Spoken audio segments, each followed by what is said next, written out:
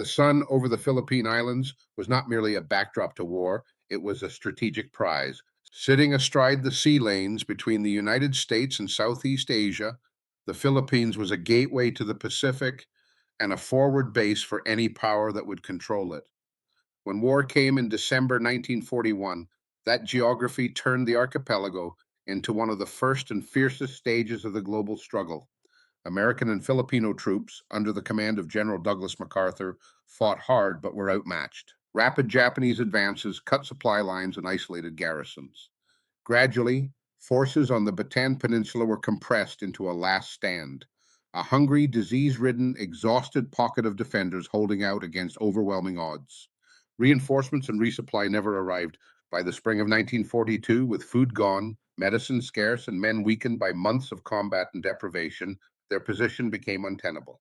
On April 9, 1942, the remaining forces on Bataan surrendered. What followed is remembered as the Bataan Death March.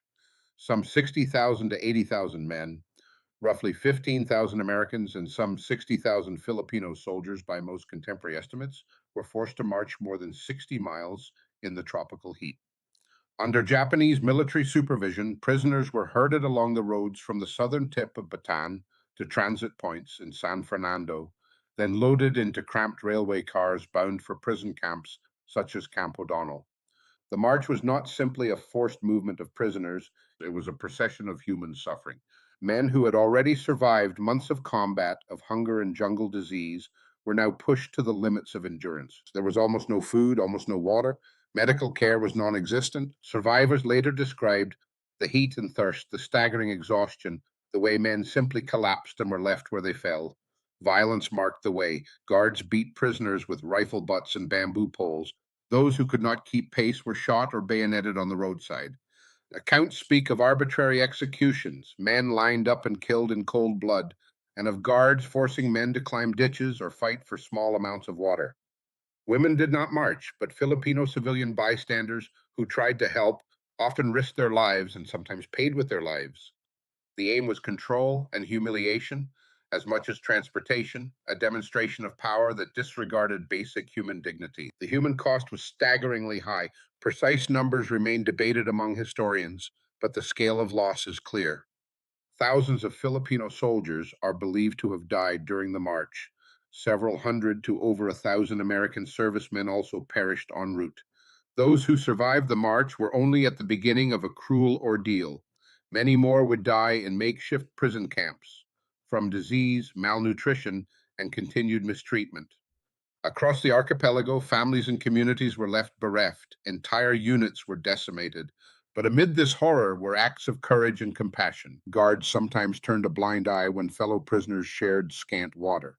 Filipino and American soldiers, officers and enlisted alike, tried to care for those who faltered, dragging men to the shade, improvising bandages, sharing tiny rations. These moments of shared humanity underlined a grim truth. The march was a common suffering that erased many lines between Allied soldiers. It forged bonds of memory between Filipinos and Americans that continued long after the war. The events of the march and the treatment of prisoners afterward were later judged to be war crimes. In the years after World War II, Allied tribunals investigated the conduct of Japanese commanders. General Masaharu Hama, who had overall responsibility for the campaign in the Philippines, was tried by a U.S. military tribunal. In 1946, he was convicted of failing to control his troops and permitting atrocities and was executed. The trials brought public testimony, personal accounts, and wartime records into a legal reckoning. They also cemented the Death March in the world's consciousness as emblematic of wartime brutality. The legacy of Bataan reaches beyond numbers and verdicts. Survivors returned with bodies broken by malnourishment and disease and minds marked by trauma. Many lived with chronic health problems. Many others carried the psychological scars of what they had endured and witnessed. For the Philippines, Bataan became a symbol of both tragic sacrifice and unbowed resistance. Memorials, annual commemorations, and museums across both nations preserve memory, the names of the fallen, the photographs, the oral histories of those who endured. Why does the Bataan Death March remain an important and painful memory? Because it encapsulates what happens when military conquest overrides humanity, when law and basic decency are abandoned, ordinary men and women become victims of cruelty on an industrial scale.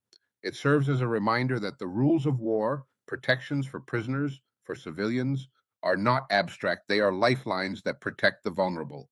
Remembering Bataan is not simply to recount a single atrocity, but to affirm a commitment to those rules and to the dignity of those who must never be left at the mercy of violence. This is a story of strategy and geography, of desperate defense and catastrophic collapse. It is also a story of suffering, endurance, and the bonds formed in the worst of times. To look back at Bataan is to honor the dead, to listen to the survivors, and to keep alive the lessons that brutality, once unleashed, devastates not just armies, but the human conscience.